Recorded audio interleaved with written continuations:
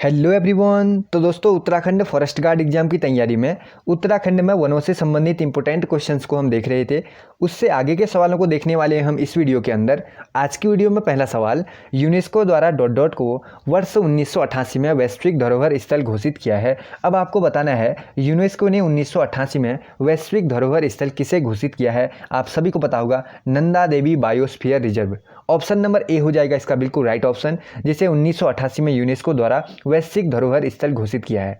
अगला सवाल, अब अगले सवाल में हमें सुमेलित करना है सूची ए को सूची 2 से। अब इसमें देखो, फिर कार्बेट राष्ट्रीय उद्यान आप सभी को पता होगा, इसको मैं मिला लूंगा किससे, नैनीताल से मिला लूंगा, क्योंकि कार्बेट राष्ट्रीय उद्यान नैनीताल प्लस पौड़ी में है, ठीक है ना। तो ये मिला लिया। नंदा देवी को मिला लेता हूँ मैं चमोली से। फिर बचा गोविंद को मिला लेता हूँ मैं उत्तरकाशी से। लास्ट वाला बचा राजा जी को मिला लेता हूँ मैं देहरादून से। देहरादून के साथ साथ राजा जी देहरादून, हरिद्वार और पौड़ी में है, ठीक है ना। ये भी आपको याद होगा। बढ़ते नेक्स्ट क्वेश्चन की ओर। अगला सवाल, अब अगले सवाल में हमसे पूछा गया, उत्तराखंड राज्य के लच्छीवाला में स्थापित तितली संग्रहालय जो अक्टूबर 2015 में स्थापित हुआ, निम्नलिखित में से किस जिले में है। लच्छीवाला यहाँ पर आ गया तो मैं क्या कर लूँगा, देहरादून राइट कर लूँगा। ऑप्शन नंबर सी को राइट करते हैं। अगला सवाल, अब अगले सवाल में भी हमें सुमेलित करना है वन्यजीव विहार को जिलों से। तो सबसे पहले दिया गया है हमें केदारनाथ वन्यजीव विहार। केदारनाथ को किससे मिला लेता हूं मैं, चमोली से, क्योंकि ये चमोली के साथ साथ कहाँ भी है, रुद्रप्रयाग में भी है, ये आपको याद होगा। तो पहला तो मिला लिया। अस्कोट मिल जाएगा पिथौरागढ़ से, विंसर मिल जाएगा अल्मोड़ा से। लास्ट वाला बचा सोना नदी, इसको मिला लेता हूँ पौड़ी से। तो इस तरीके से सबके सबको हम मिला चुके हैं। अगले सवाल की तरफ हम साथ में बढ़ जाते हैं। अब अगले में हमसे पूछा गया कौन सुमेलित नहीं है, ये हमें बताना है। इस सेट में बहुत से ऐसे सवाल हैं जो हमने प्रैक्टिस सेट 1 और 2 किया था, उसमें से रिपीटेड सवाल हैं। इन सवालों को हम जल्दी से देखने की कोशिश करेंगे और जो question same to same repeat हैं उनको हम यहाँ पर स्किप भी कर रहे होंगे। अब इसमें देखो, फिर गोविंद उत्तरकाशी, नंदा देवी चमोली, कार्बेट नैनीताल और गंगोत्री यहाँ पर लिख दिया गया है चमोली, जबकि गंगोत्री राष्ट्रीय उद्यान के यहाँ पर क्या लिखा होना चाहिए, यहाँ पर लिखा हुआ होना चाहिए उत्तरकाशी, ठीक है ना। तो इसलिए ऑप्शन नंबर डी को राइट करते हैं, जो सही नहीं है। अगले की तरफ बढ़ जाते हैं।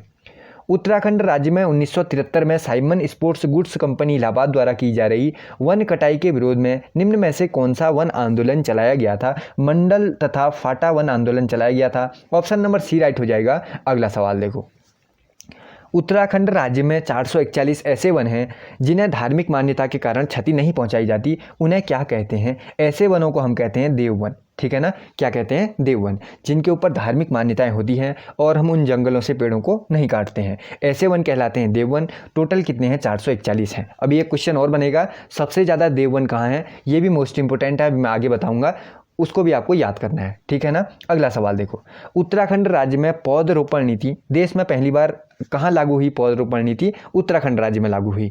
कब लागू हुई ये आपको बताना है। कब लागू हुई थी, 6 जून 2006 को उत्तराखंड में पौधरोपण नीति लागू हुई थी।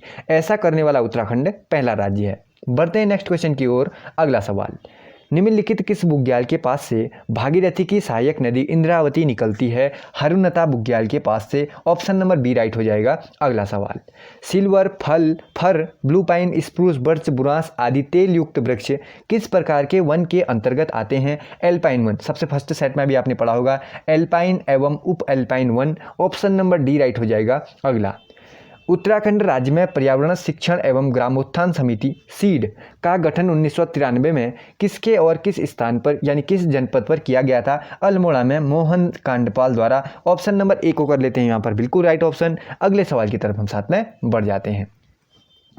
निम्नलिखित में से कौन सा वृक्ष उत्तरांचल के पर्यावरण सुरक्षा एवं जनमानस की उपयोगिता के लिए सर्वाधिक महत्वपूर्ण है। बांज वृक्ष, आप सभी ने याद किया होगा। ऑप्शन नंबर सी को राइट करते हैं। अगला सवाल, झूला उत्तराखंड में पाए जाने वाला एक औषधीय वनस्पति है जिसका प्रयोग गरम मसाला, हवन सामग्री, रेजिनोइड निकालने में किया जाता है। इसका निर्यात सर्वाधिक किस देश को किया जाता है।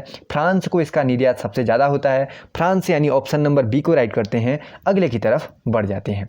अब अगला कौन सा है, अगला इसका स्थापना वर्ष है, उसके अनुसार हमें बढ़ते हुए क्रम में इन्हें लगाना है। इस टाइप का भी क्वेश्चन आपके सामने आएगा। जो वन्यजीव विहार हैं और राष्ट्रीय उद्यान है, कौन कब बना था, कहाँ है, ये सब कुछ आप लोग याद कर लेना और कितने किलोमीटर स्क्वायर पर फैला हुआ है ये भी याद कर लेना, ठीक है ना। तो सबसे पहले हम देखते हैं कार्बेट राष्ट्रीय उद्यान को, क्योंकि सबसे पहले हम यहीं जाएंगे। 1936 में हो गई थी इसकी स्थापना।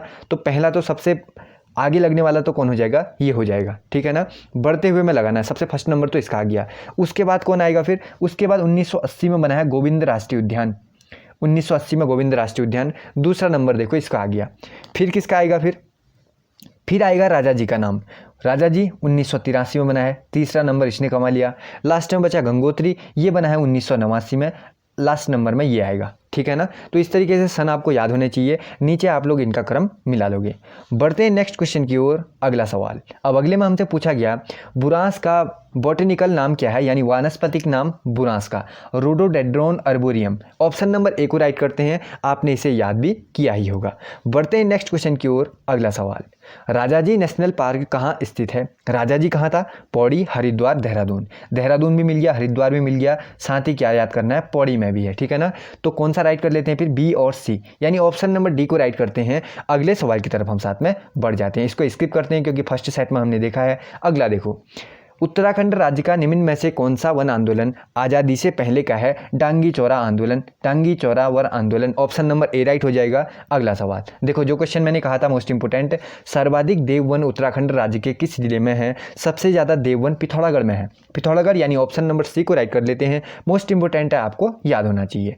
अगला सवाल देखो फिर, गोविंद राष्ट्रीय पार्क में सम्मिलित है, कौन सम्मिलित है ये हमें बताना है, गोविंद का है ना, तो क्या राइट कर लेते हैं फिर, भागीरथी का उद्गम क्षेत्र कर लें, ऑप्शन नंबर ए को राइट करते हैं। अगले सवाल की तरफ बढ़ जाते हैं। अब अगले में हमसे फिर से पूछा गया उत्तराखंड के किन जनपदों में कार्बेट नेशनल पार्क फैला हुआ है।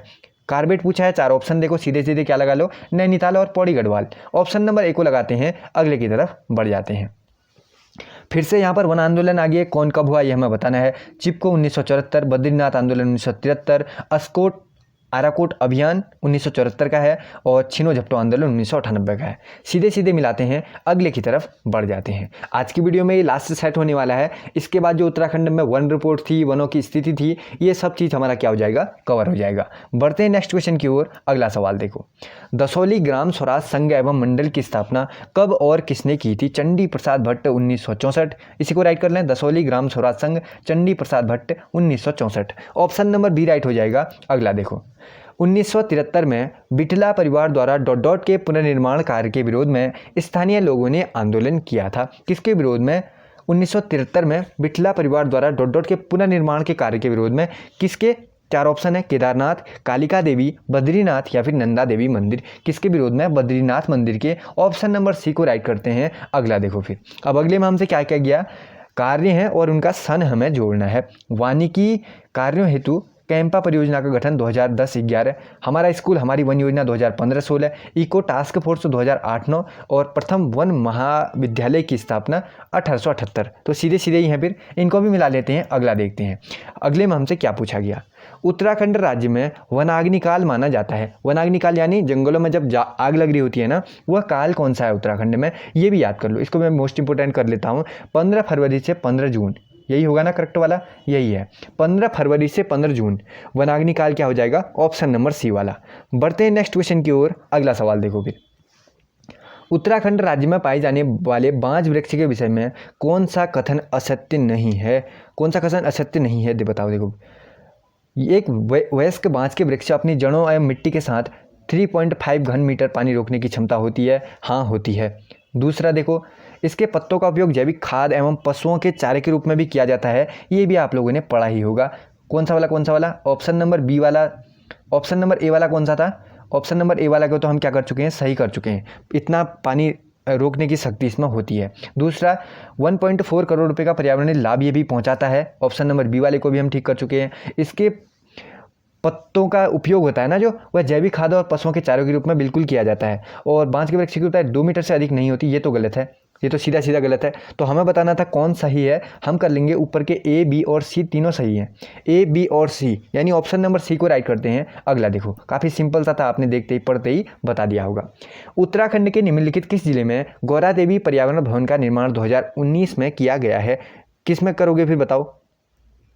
निम्नलिखित किस जिले में गौरा देवी पर्यावरण भवन का निर्माण 2019 में किया गया है, देहरादून में। देहरादून यानी ऑप्शन नंबर ए को राइट करते हैं। टाइगर प्रोजेक्ट 1973 में कार्बेट नेशनल पार्क से निम्न में से किनके प्रयासों से शुरू हुआ था, चार ऑप्शन आपके सामने हैं, राइट ऑप्शन क्या हो जाएगा, कर्ण सिंह के। ऑप्शन नंबर बी राइट हो जाएगा। अगला देखो, उत्तराखंड की नदी घाटी डॉट डॉट में सर्वाधिक वन क्षरण होता है? किस में वन क्षरण सबसे ज़्यादा है? अलकनंदा नदी घाटी में। ऑप्शन नंबर बी को राइट करते हैं। बढ़ते हैं दोस्तों नेक्स्ट क्वेश्चन की ओर। अगला सवाल, अब अगले सवाल में हमसे फिर से पूछ लिया गया, उत्तरकाशी के टोंस घाटी में किरोली नामक स्थान पर एशिया के सबसे ऊंचे वृक्ष की डॉट डॉट की समाधि बनाई गई है। 4 ऑप्शन है, देवदार, चीड़, बुरांस या फिर यूकेलिप्टिस। किसकी है? चीड़ की। ऑप्शन नंबर बी राइट हो जाएगा। अगला सवाल देखो, अब अगले सवाल में हमसे पूछा जाता है बुग्याल और ये कहाँ स्थित हैं इस बारे में। क्यारी पास, विरही के पास, पहला मिला लिया। नंदकानन फूलों की घाटी के ऊपर, इसको मिला लिया। बर्मी रुद्रनाथ और घस्तोरी बद्रीनाथ के ऊपर। तो इस तरीके से मिलाने के बाद अगले सवाल की तरफ हम साथ में बढ़ जाते हैं।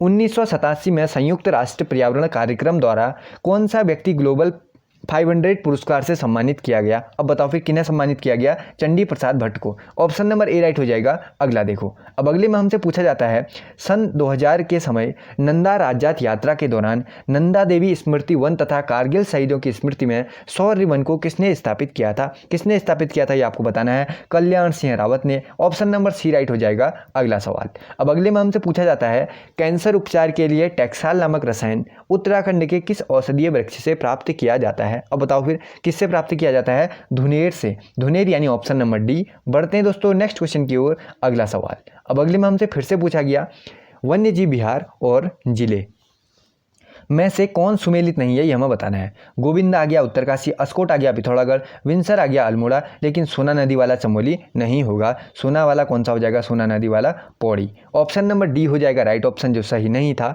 अगले की तरफ हम बढ़ते हैं।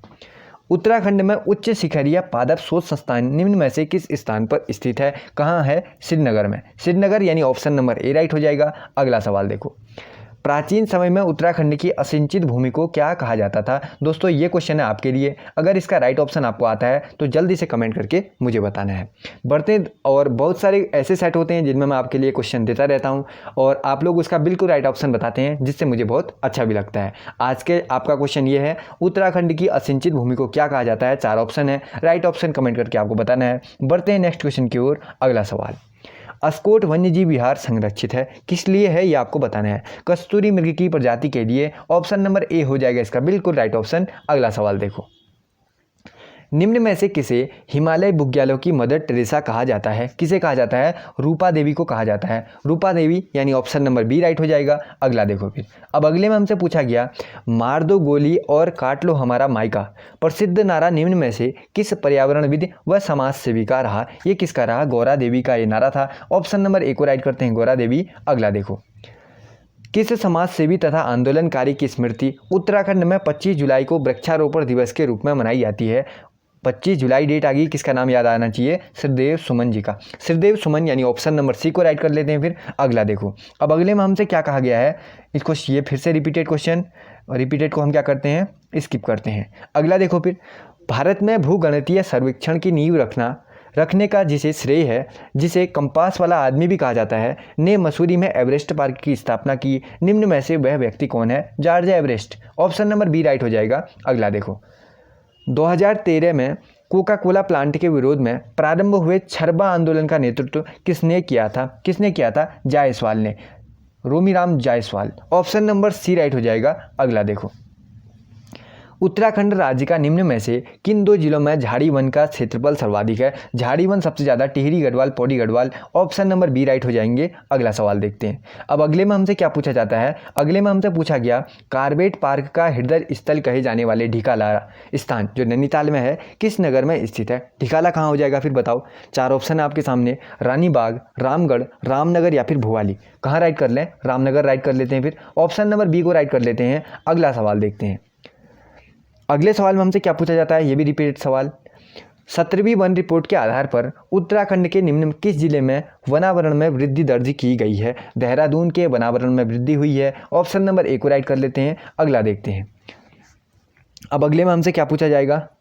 फिर से रिपीटेड क्वेश्चन, रिपीटेड को हम यहाँ पर करते हैं स्किप, रिपीटेड को हम करते हैं स्किप। तो दोस्तों आज की वीडियो में फिलहाल इतने ही क्वेश्चन थे। हमने इस वीडियो को जल्दी में देखा, यानी समय को बचाते हुए देखा। जो इंपॉर्टेंट क्वेश्चन थे वो मैंने आपको बता दिए। बहुत से ऐसे सवाल थे जिसको हमने स्किप भी किया है, क्योंकि मैंने फर्स्ट सेट और सेकंड सेट इसका बनाया हुआ है। उसकी जो लिंक है वो मैं डिस्क्रिप्शन बॉक्स में दे दूंगा, वहाँ से जाकर आप लोग देख सकते हैं। वो हमने क्वेश्चन पहले ही पढ़े हुए हैं, तो दोबारा देखे उनमें वीडियो लंबी करने का कोई फ़ायदा नहीं है। बहुत जल्द मुलाकात होगी अगली नई वीडियो में, तब तक के लिए जय हिंद।